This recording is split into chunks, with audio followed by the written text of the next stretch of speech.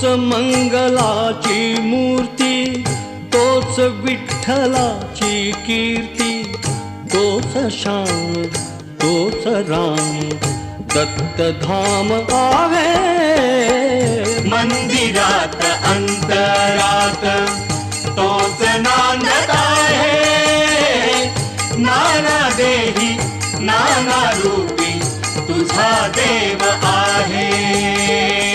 मंदिरात अंतरात